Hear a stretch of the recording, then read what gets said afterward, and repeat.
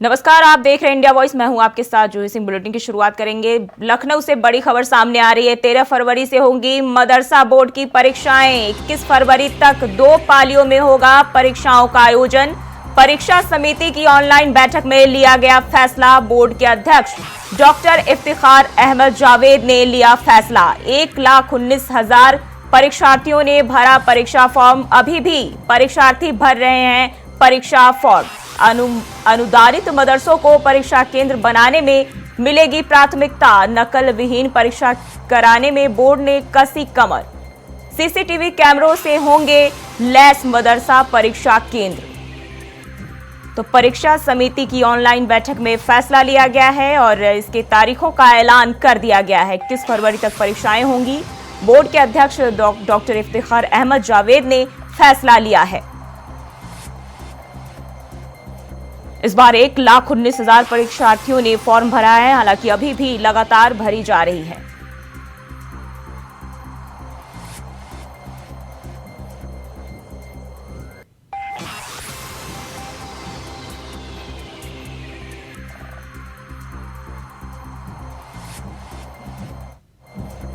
और इसी और पर ज्यादा जानकारी के साथ प्रियम पाठक जुड़ गए हैं। प्रियम, मदरसा बोर्ड की परीक्षाओं की तारीखों की घोषणा कर दी गई है, क्या जानकारी है? मुंशी मौलवी सीनियर सेकेंडरी, आलिम, कामिल और फाजिल की परीक्षाओं की जो तारीख है अब उसका ऐलान कर दिया गया है। मदरसा बोर्ड की तरफ से जो है समिति की बैठक में घोषणा की गई है कि 13 से लेकर 21 फरवरी के बीच में मदरसा बोर्ड की परीक्षाएं होंगी। मदरसा बोर्ड की परीक्षा 13, 15, 17, 19, 20 और 21 फरवरी को ये परीक्षाएं होंगी और सभी जो परीक्षाएं होंगी वो 2 पालियों में होंगी। 23 और 24 में होने वाली परीक्षा के लिए आवेदन पत्र पोर्टल पर जो है वो ऑनलाइन भरने की अंतिम तिथि 3 बार बढ़ाई जा चुकी थी। वो वहीं अब इस तिथि के समाप्त होने की तारीख 18 दिसंबर है, यानी कि 18 दिसंबर तक एक बार फिर बढ़ाया गया है। ऑनलाइन पोर्टल पर जो रजिस्ट्रेशन है वो किया जा सकता है और इसके साथ ही बोर्ड की परीक्षा का शुल्क चालान के जरिए जमा करने की जो अंतिम तारीख है वो 16 दिसंबर को खत्म हो जाएगी, यानी कि उसका आज अंतिम दिन है। पिछले साल 2023 में उत्तर प्रदेश मदरसा शिक्षा परिषद में कुल 1.69 लाख छात्रों ने 539 परीक्षा केंद्रों पर मुंशी मौलवी, आलिम, कालिम और इसके अलावा फाजिल की जो है पाठ्यक्रमों के लिए परीक्षा दी थी। इस दौरान तकरीबन 84% जो अभ्यर्थी थे वो परीक्षा उन्होंने उत्तीर्ण करी थी। अब एक बार फिर परीक्षा होने जा रही है और 13 फरवरी से जो परीक्षाएं हैं वो मदरसा बोर्ड की शुरू होंगी। जी, कितने अभ्यर्थी जो है इसमें शामिल हुए, क्योंकि 1,19,000 की बात सामने आ रही है। हालांकि अभी ये फॉर्म भरने का सिलसिला जो है वो लगातार जारी है। देखिए अभी भी चूंकि आज फीस चालान जमा करने की अंतिम तिथि है और इसके अलावा 18 तारीख तक की रजिस्ट्रेशन होना है, तो अभी कुल कितने अभ्यर्थी हैं इस बार जो परीक्षा देंगे या परीक्षा में बैठेंगे तो उसका आंकड़ा नहीं आया है, लेकिन पिछली बार से अधिक इस बार की उम्मीद जो है वो जताई जा रही है। जी, परीक्षा के अंतिम फॉर्म भरने की तिथि वो कब है? परीक्षा के देखिए अंतिम फॉर्म भरने की जो तिथि है उसकी 3 बार तिथि जो है वो बढ़ाई जा चुकी है और अब जो अंतिम तिथि है वो 18 दिसंबर है, लेकिन उसके शुल्क का और जो चालान की जमा करने की तिथि है वो आज 16 दिसंबर उसको आखिरी रखा गया है। लगातार 3 बार ये डेटें जो है वो बढ़ाई गई हैं और अब मदरसा बोर्ड की तरफ से तारीखों का भी जो ऐलान है वो कर दिया गया है। और इसके अलावा इस पूरी जो बात करें तो परीक्षा है उसमें बाकायदा परीक्षा केंद्रों पर सीसीटीवी कैमरे लगाए जाने की बात कही गई है, नकल विहीन परीक्षा कराने की बात कही गई है और पूरी पारदर्शी तरीके से परीक्षा संपन्न कराने के लिए मदरसा बोर्ड ने सभी तैयारियों को अंजाम दिया है। जी, और किन किन मदरसों को जो है परीक्षा केंद्र बनाया गया है, सुरक्षा को लेकर क्या इंतजाम किए गए हैं?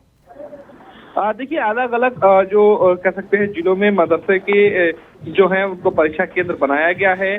बड़ी संख्या में परीक्षा केंद्र जो है वो तैयार किए गए हैं। वहां पर सुरक्षा के बाकायदा सीसीटीवी कैमरे जो है वो लगाए जाएंगे। इसकी बात कही गई है कि कैमरों की निगरानी में परीक्षा जो है वो संपन्न कराई जाएगी। पारदर्शी तरीके से पूरी परीक्षा जो है वो संपन्न होगी और कहीं पर भी किसी भी तरीके की भी जो गड़बड़ी है वो नहीं होने को पाएगी। सभी जो उसमें जितने भी परीक्षा के दौरान जो अध्यापकों की ड्यूटी लगेगी, मौलवियों की ड्यूटी लगेगी, उनको बाकायदा दिशा निर्देश जारी किए गए हैं। कहीं से भी कोई गड़बड़ी नहीं होनी चाहिए और मदरसा शिक्षा जो बोर्ड है उसने पूरी तरह तैयारी करी है कि जो पूरी परीक्षा है वो पारदर्शी तरीके से संपन्न कराई जाए और कहीं पर भी किसी भी तरीके की जो कह सकते हैं कि नकल की जो बातें निकल के सामने आती थी वो निकल के नहीं आनी चाहिए। तो इस बात को लेकर भी मदरसा शिक्षा बोर्ड की तरफ से पूरी तैयारियां की गई हैं। जी, अब बने रहिए हमारे साथ, अगली खबर पे भी आपका रुख करेंगे। और खबर लखनऊ से है, जहां आईएसआईएस मॉड्यूल के साथ जुड़कर नौजवानों को बरगलाने वाले 2 लोगों पर इनाम घोषित हुआ है। बता दें कि यूपीएसटीएफ ने अलीगढ़ मुस्लिम यूनिवर्सिटी के छात्र फैजान अख्तर और अब्दुल समद मलिक पर इनाम घोषित किया है। बताया जा रहा है कि दोनों युवक आईएसआईएस मॉड्यूल पर काम कर रहे हैं। वहीं सोशल मीडिया प्लेटफॉर्म पर आतंकी प्रोपेगेंडा को फैलाने और नौजवानों को जिहाद के लिए तैयार करने और फैलाने के साथ साथ आतंकी अबू बकर अल बगदादी के वीडियो दिखाकर मुजाहिद बनाने के एजेंडा पर काम कर रहे थे। और इसी खबर पर एक बार फिर से प्रियम पाठक हमारे साथ जुड़े। प्रियम, क्या है मामला? देखिए, लगातार आतंकवादी गतिविधियों को रोकने के लिए जो एजेंसियां हैं वो काम कर रही हैं और इसी के चलते अब आईएसआईएस मॉड्यूल से जुड़कर नौजवानों को बरगलाने वाले 2 लोगों पर इनाम जो है वो घोषित किया गया है। यूपी एटीएस की तरफ से ये कार्रवाई जो है वो की जा रही है। अलीगढ़ मुस्लिम यूनिवर्सिटी के ये छात्र हैं, जिसमें एक का नाम फैजान अख्तर और दूसरे का नाम अब्दुल समद मलिक जो है वो बताया जा रहा है और इन दोनों पर ही अब यूपी एटीएस ने इनाम घोषित किया है। दोनों युवकों पर आईएसआई मॉड्यूल के साथ मिलकर काम करने का आरोप है और माना जा रहा है कि ये उसके संपर्क में है और उसके जरिए ये कहीं ना कहीं आतंकवादी गतिविधियों को बढ़ाने के लिए या देश विरोधी गतिविधियों को बढ़ाने में इनकी संलिप्तता जो है वो पाई गई है और इसलिए अब इनको जो है वो ढूंढा जा रहा है। हालांकि जो इनके एड्रेस, जो इनके पते स्कूल में दिए गए थे, वहां पर जाकर भी जो है यूपी एटीएस की तरफ से देखा गया है, लेकिन वहां से ये सभी नदारत मिले हैं। तो अब ऐसे में इन दोनों को ही पकड़ने के लिए यूपी एटीएस की तरफ से इनाम की घोषणा करी गई है। इसके अलावा सोशल मीडिया प्लेटफॉर्म पर आतंकवादी प्रोपेगेंडे को फैलाने का इन पर आरोप है।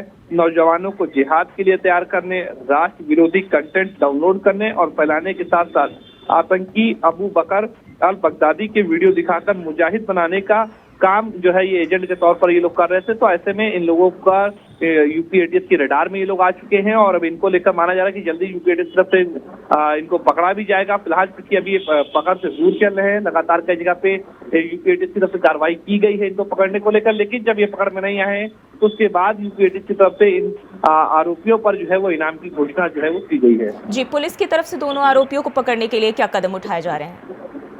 देखिए, चूंकि मामला पूरा यूपी एटीएस देख रही है तो इसमें जो कार्रवाई है वो भी यूपी एटीएस की तरफ से ही की जाएगी। हालांकि लोकल पुलिस की इसमें मदद ली जा सकती है, वो दी भी जा रही है, लेकिन जो पूरा ये केस है वो यूपी एटीएस की तरफ से देखा जा रहा है। इस तरीके की जो गतिविधियां होती हैं उसमें यूपी एटीएस ही कार्रवाई जो है वो करती है। तो यूपी एटीएस की तरफ से कार्रवाई की जा रही है। बाकायदा हर जगह पर छापेमारी भी कई जगह पर की गई है, कई जगह पर दबिश दी गई है इनको पकड़ने को लेकर, लेकिन फिलहाल अभी कह सकते हैं कि उसमें कामयाबी यूपी एटीएस को हासिल नहीं हुई है और इसीलिए यूपी एटीएस ने इन दोनों ही लोगों पर जो है वो इनाम घोषित किया है। जी, बहुत बहुत शुक्रिया प्रियम तमाम जानकारी के लिए। और अलीगढ़ के छर्रा थाना इलाके में हुई सड़क हादसे में जनहानि पर मुख्यमंत्री योगी आदित्यनाथ ने दुख जताया है, साथ ही मृतकों के परिजनों के प्रति संवेदना व्यक्त की है। बता दें कि हादसे में 2 बाइक भिड़ंत में मां बेटे समेत 3 की मौत हो गई, साथ ही 2 गंभीर रूप से घायल हो गए, जिनका इलाज जेएनएमसी में जारी है। तो वहीं सीएम ने संवेदना देते हुए कहा कि दुर्घटना में घायलों का समुचित उपचार कराया जाए, साथ ही घायलों के शीघ्र स्वस्थ होने की कामना भी मुख्यमंत्री ने की है।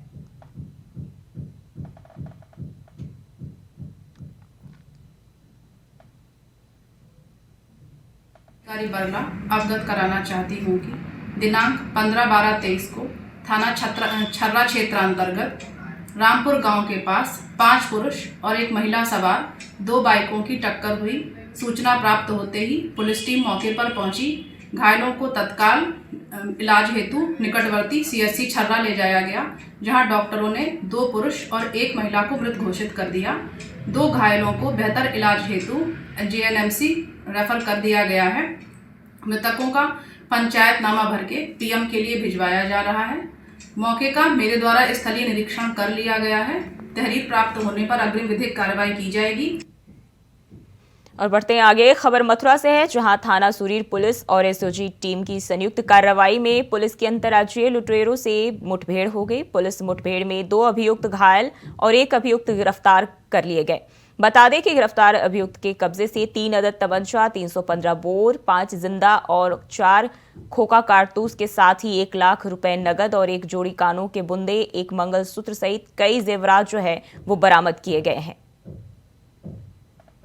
सुरीर में खाजा नहर पटरी पर एसओजी टीम व सुरीर पुलिस के द्वारा चेकिंग अभियान चलाया जा रहा था। इसी क्रम में एक मोटरसाइकिल पे 3 लोग आते दिखाई दिए। पुलिस टीम के द्वारा जब उनको रुकने का इशारा किया गया तो उनके द्वारा उतर करके पुलिस टीम पे फायर किया गया। पुलिस टीम के द्वारा भी जवाबी फायरिंग करी गई, जिसमें कि गोली 2 बदमाशों के पैर में लगी है। इनके नाम अजीत, जो कि थाना फरह का रहने वाला है, कुलदीप व राजकुमार हैं, जो कि अलीगढ़ के रहने वाले हैं। इनके द्वारा विगत दिनों इसी नहर पटरी पर हुई कुंडल लूट की वारदात को स्वीकार किया गया है। इसके अतिरिक्त अजीत जो है वो दिल्ली से 21 लाख रुपए की लूट का भी वांछित है, जिसके कि 1 लाख रुपया बरामद हुआ है। मौके से एक मोटरसाइकिल, भारी मात्रा में तमंचे व गोलियां तथा 1 लाख रुपया नगद तथा 1 कुंडल बरामद हुए हैं। घायल बदमाशों को नजदीकी अस्पताल में इलाज के लिए भर्ती कराया गया। खबर गाजीपुर से है, जहां छत्तीसगढ़ के कांकेर में नक्सलियों ने माइंस विस्फोट बिछाए, जिससे शेरपुर खुर्द निवासी हेड कांस्टेबल अखिलेश राय शहीद हो गए। शहीद होने की सूचना मिलते ही पूरे गांव में मातम छा गया। सूचना मिलते ही पूरा गांव और क्षेत्रीय ग्रामीण शहीद अखिलेश राय के पैतृक घर पहुंचे और परिजनों को ढांढस बंधाया।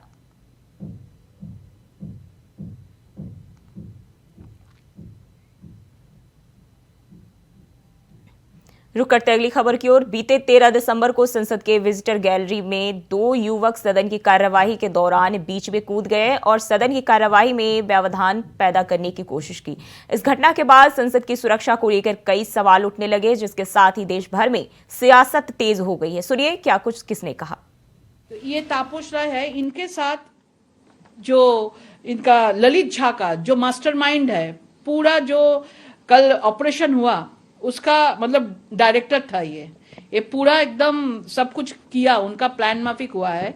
तो मतलब टीएमसी इतना बड़ा बात कर रहे हैं। जब हम लोग देखते हैं कि कोई देश विरुद्ध काम करते हैं, टुकड़े टुकड़े गैंग जो है वो काम करते, उसके साथ टीएमसी का तो जोग होगा ही होगा, कनेक्शन होगा ही होगा। अगर मेरे साइन पर कोई आ जाते असदुद्दीन ओवैसी एमपी के नाम पर, क्या हाल होता मेरा? क्या हाल होता भाई? आप जानते क्या हाल होता? और फिर अगर वो जो 4 उसमें वो उनका नाम अगर अब्दुल होता, क्या होता फिर? अगर भूल से भी वो अगर मुसलमान होते